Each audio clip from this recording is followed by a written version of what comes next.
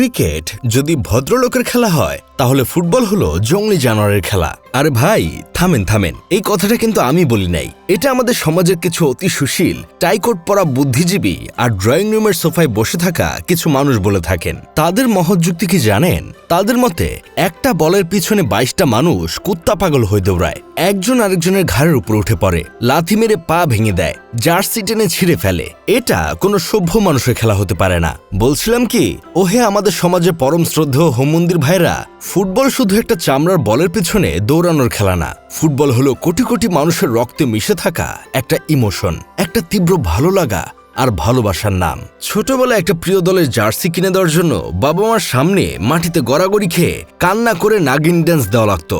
দিনের পর দিন টিফিনের টাকা বাঁচিয়ে, রিক্সা ভাড়া বাঁচিয়ে, মাইলের পর মাইল হেঁটে গিয়ে প্রিয় দলের একটা চারকোনা পতাকা কেনার মধ্যে যে কি পরিমাণ স্বর্গীয় সুখ লুকিয়ে আছে তা আপনাদের এসি রুমের মগজে ঢুকবে না।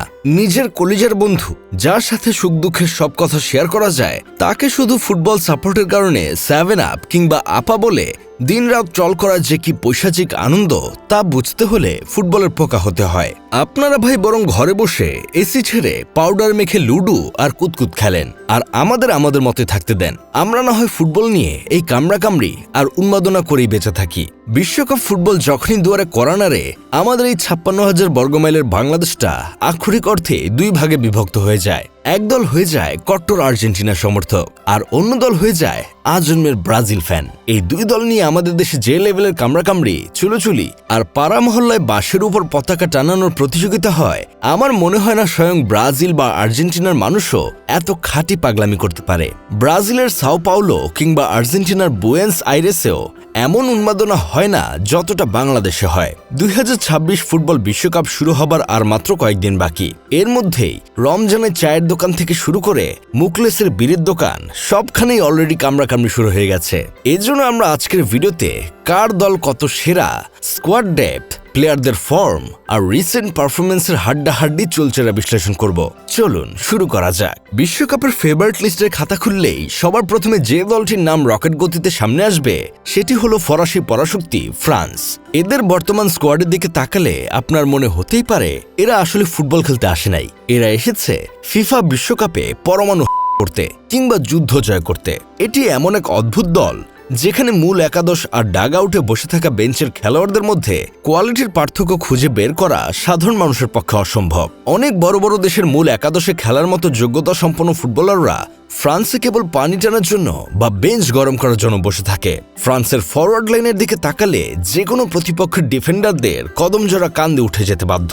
এদের আক্রমণ ভাগের সেনাপতি হলেন আধুনিক ফুটবলের গতিদানব কিলিয়ান এমবাপ্পে। তার সাথে যোগ দিয়েছেন উসমান ডেম্বেলে, রান্ডাল কোলো মুয়ানি এবং তরুণ তুর্কি ব্র্যাডলি বারকোলা।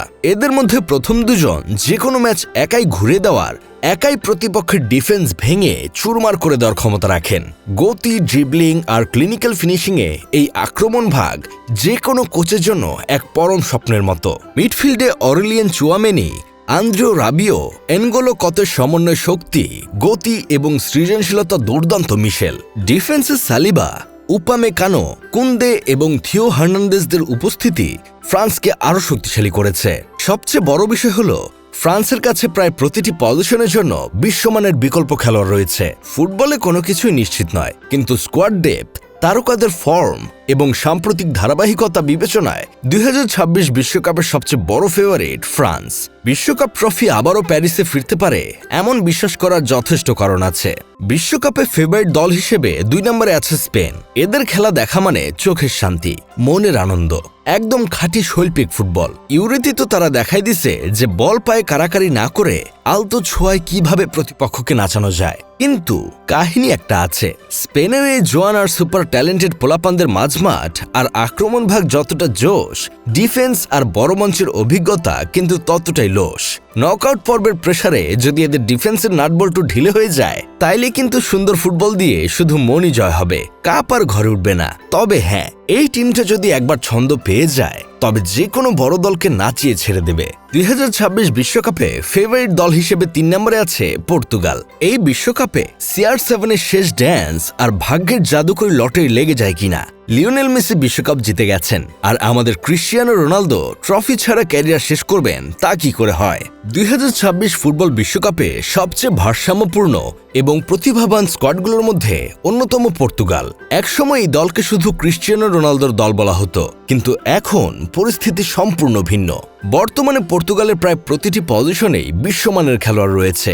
মিডফিল্ডে ব্রুনো ফার্নান্দেজ, ভিতিনোয়া এবং জোয়াও নেভেসের সমন্বয় বিশ্বের সেরা মিডফিল্ড ট্রায়াগুলোর একটি। ডিফেন্সে রুবেন দিয়াসের নেতৃত্ব, সঙ্গে Nuno Mendes, Joao Cancelo, Diego দালতের উপস্থিতি দলটিকে করেছে আরও শক্তিশালী। আক্রমণ ভাগেও বিকল্পের অভাব নেই। Rafael Leao, Goncalo Ramos, Pedro Neto এবং অন্যান্য তারকারা যে কোনো মুহূর্তে ম্যাচের চিত্র বদলে দিতে পারে। আর সামনে আছেন ফুটবল ইতিহাসের সর্বোচ্চ গোলদাতা ক্রিশ্চিয়ানো রোনালদো। বয়স বাড়লেও বড় ম্যাচে তার প্রভাব এবং অভিজ্ঞতা এখনও পর্তুগালের সবচেয়ে বড় সম্পদ। সব মিলিয়ে প্রতিভা, অভিজ্ঞতা, স্কোয়াড ডেপথ এবং ভারসাম্যের দিক থেকে পর্তুগাল 2026 বিশ্বকাপের অন্যতম বড় ফেভারিট। সঠিক সময় যদি দলটি নিজেদের সেরাটা খেলতে পারে, তাহলে রোনালদোর হাত ধরেই পর্তুগাল প্রথমবারের মতো বিশ্বকাপ ট্রফি জয়ের স্বপ্ন পূরণ করতে পারে। যাই হোক, শেষমেশ আমি গোলাম হোসেন একটা কাজের কথা কই। এখন অনেকেই বলতে পারেন, এই বিশ্বকাপে কি আর্জেন্টিনা ব্রাজিল কি ফেভারিট না? অবশ্যই ফেভারিট। ব্রাজিল আর্জেন্টিনা ছাড়া ফুটবল বিশ্বকাপ অসম্পূর্ণ। কিন্তু সমস্যা হলো, আর্জেন্টিনা নিয়ে কথা বললে আফা হয়ে যায়, আর ব্রাজিল নিয়ে কথা বললে মানুষ জোর করে 7 আপ খাওয়ায়। তাই আমি এই ভিডিওতে নিরাপদ দূরত্ব বজায় রাখলাম।